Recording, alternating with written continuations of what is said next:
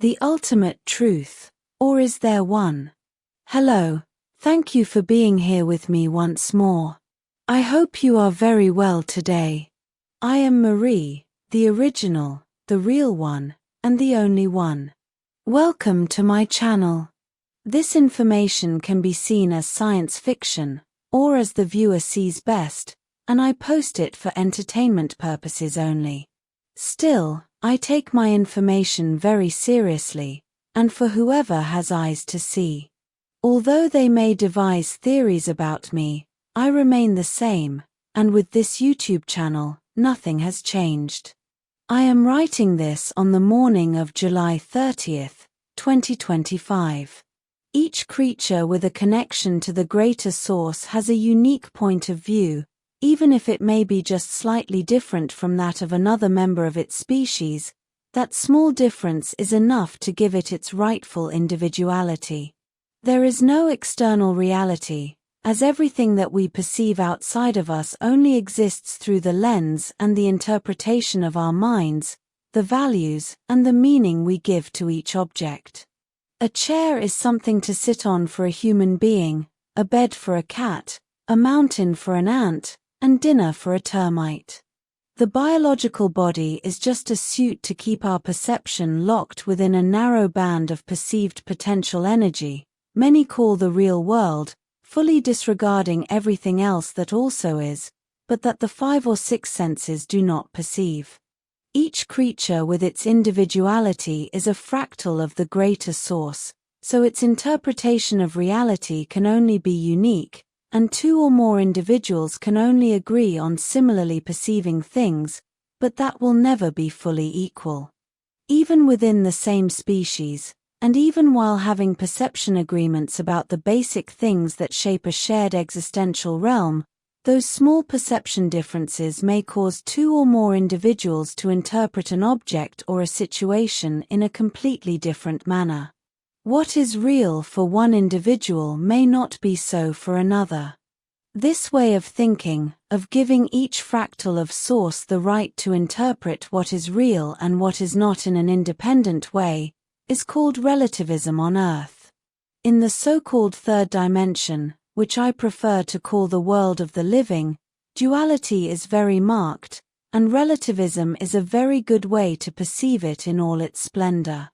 Slight, but important differences in perception can cause great conflict between fractals of source, between individuals, as each one will defend its points of view as if the ones of the other were not also valid. One individual may defend its theory about something, and another may do so as well, while only seeing the object in question, or the situation being observed with limited data.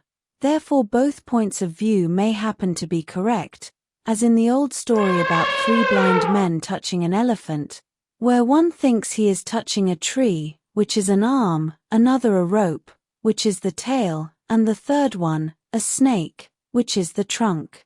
If the 3 blind men cooperate, each one of them providing what they perceive to arrive at the best conclusion possible about what they are touching, and with the limited data available, they can arrive at a conclusion that may greatly reflect the objective identity of the object, as an elephant.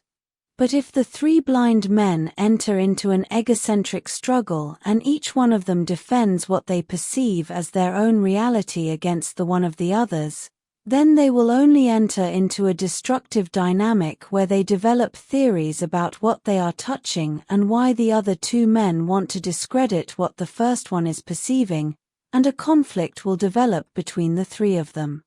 Even if each individual, each fractal of source has its own interpretation of reality, and by its own right, what it perceives with the limited data it may have, is a hard truth, that truth can only apply to that individual, as in the world of the living, in the third density, there is something called a fact, and here the fact is that what the 3 blind men are actually touching is an elephant.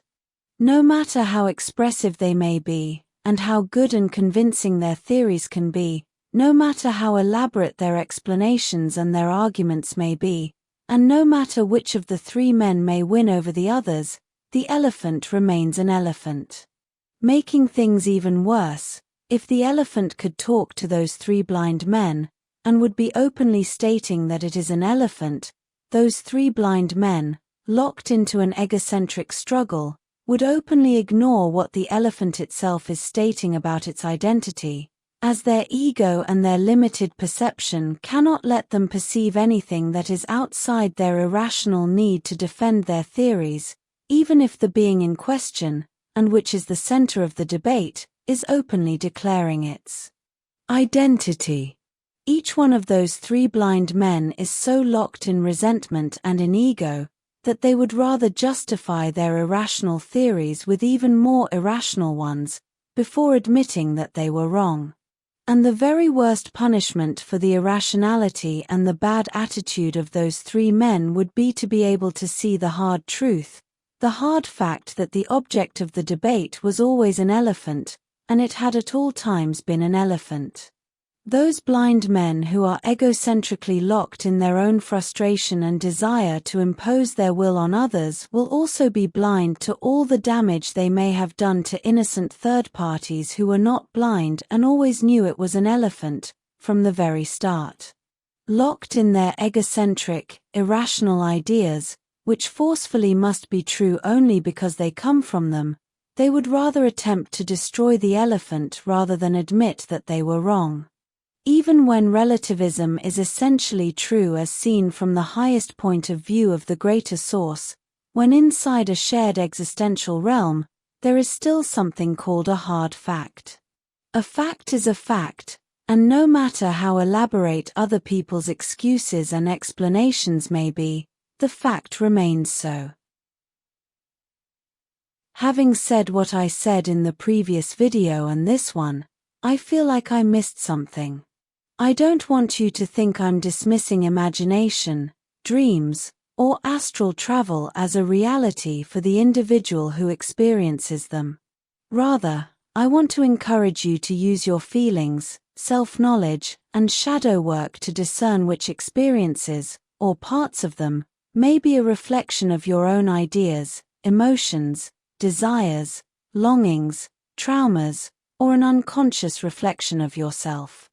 Because when that happens, you can't impose that as a reality on the outside world and other people, but rather, you can use it for your own knowledge and growth. Yes, something may be a fact for the person who experiences it, but it won't be for everyone else with whom they communicate or live. Imagination is wonderful. It can create worlds.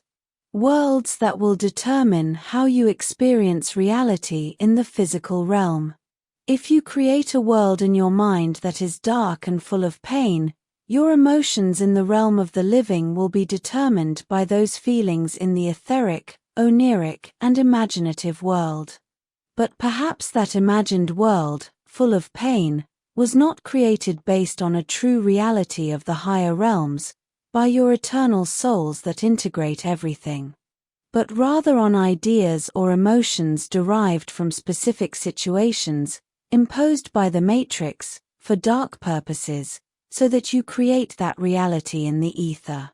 Also, due to internal conflicts, where you unconsciously know that things are a mirror of yourselves, yet your conscious mind cannot cope with that reality and fact, and as a result, your imagination leads you to create a world that is unreal for everyone else, valid only for you, or for those who experience it. Only as a coping mechanism.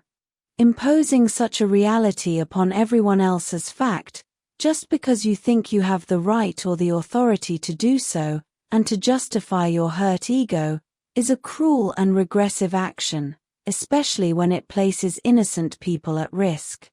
As there are so many points of view and options, I said that imagination, the astral world, or the dream world, is the ether. As the ether, it is everything, and it contains everything. But what one subject experiences is not necessarily reality for another. Also, I want to say that this is valid for the situation that occurs on Earth, but on a smaller, much smaller scale, as it is also valid for all existence outside of planet Earth as well. Perception agreements between collectives of beings, races, and cultures are what define what is considered real for that group. But what is happening on Earth has no common agreement, for multiple reasons. Due to the imposition of the Matrix, the lack of information, or the confusion that spawns from having too much of it, and many times being contradictory, the systematic invalidation of alternative non-socially acceptable experiences since an early age, all of which causes the lack of capacity for analysis and self-knowledge to discern anything correctly and ethically. The simple fact that there are so many souls of different races with different ethical and moral cultures, all inside the same human body species on Earth, all this and more leads to there being as many realities as there are beings who live and experience in a human biosuit. So many starseeds living on Earth and from so many different backgrounds and former incarnations only breeds conflict, especially when they all feel the need to defend their points of view, egocentrically, and disregarding that of others, and all because they are always in survival mode. This will be all for today. As always, thank you for watching my video, and for liking, sharing, and subscribing for more. It helps this channel grow a lot. And I hope to see you here next time. With much love and appreciation, your friend, Marie, the original, the real one, and the only one.